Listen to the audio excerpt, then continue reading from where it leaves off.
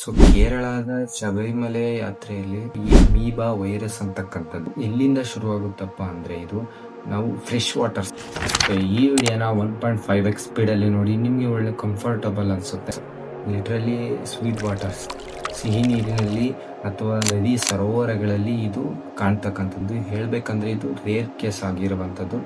So ಹಾಗಾಗಿ ಈ rare case ಆಗಿರೋ ಕಾರಣ ಸೊ ಇದು ಎಲ್ಲಿಂದ ಸ್ಪ್ರೆಡ್ ಆಗುತ್ತೆ, ಯಾವುದರಿಂದ ಸ್ಪ್ರೆಡ್ ಆಗುತ್ತೆ. ಸೊ ಈ ಒಂದು ವೈರಸ್ಸು ಯಾವ ಥರ ಹರಡುತ್ತಪ್ಪ ಅಂದರೆ ನೀರಿಗೆ ಮುಳುಗುವಾಗ ಅದು ಮೂಗಿನಿಂದ ಮೆದುಳಿಗೆ ಬಂದು ಅದರಿಂದ ಮೆದುಳನ್ನು ಡ್ಯಾಮೇಜ್ ಮಾಡುವಂತಹ ಕಾಯಿದೆ ಆಗಿದೆ. ಕೇರಳದಲ್ಲಿ ಇದುವರೆಗೆ 100 ಕೇಸಸ್ಗಳು ಪತ್ತೆಯಾಗಿದೆ.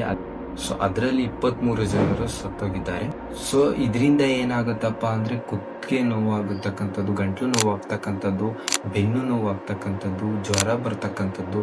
ಸೊ ಇವೆಲ್ಲ ಡಿಸೀಸ್ಗಳು ಶುರುವಾಗ್ತಾ ಹೋಗುತ್ತೆ. ಸೊ ಹಾಗಾಗಿ ಕೇರಳ ಡಿಪಾರ್ಟ್ಮೆಂಟ್ ಏನು ಪ್ರಿಕಾಷನ್ ನೀಡಿದೆ ಅಂದರೆ, ಸೊ ಬಿಸಿನೀರು ಕುಡಿಯತಕ್ಕಂಥದ್ದು ಮತ್ತು ಊಟ ಮಾಡುವಾಗ ಕೈ ತೊಳೆದು ಊಟ ಮಾಡುವಂತಕ್ಕಂಥದ್ದು. ಸೊ ಆದಷ್ಟು ಬಯಲು ಶೌಚಾಲಯನ ಬಳಸದೇ ಇರುವಂಥದ್ದು ಕೇರಳ ಸರ್ಕಾರ ಕೊಟ್ಟಿದೆ. ಸೊ ಈ ಒಂದು ವೈರಸ್ಸು ವ್ಯಕ್ತಿಯಿಂದ ವ್ಯಕ್ತಿಗೆ ಹರಡುವಂಥದ್ದಲ್ಲ.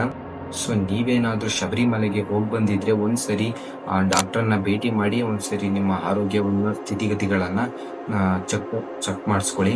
ಸೊ ಅದೇ ಥರ ಹೀಗೆ ಹೋಗ್ತಿರೋರಾಗಿದ್ದರೆ ಯಾವುದೇ ಥರ ಭಯ ಪಡ್ದೇನೆ ಅವರು ಹೇಳುವಂತಹ ರೂಲ್ಸ್ ರೆಗ್ಯುಲೇಷನ್ಸ್ಗಳನ್ನು ಫಾಲೋ ಮಾಡಿ ಸೇಫ್ ಆಗಿರಿ.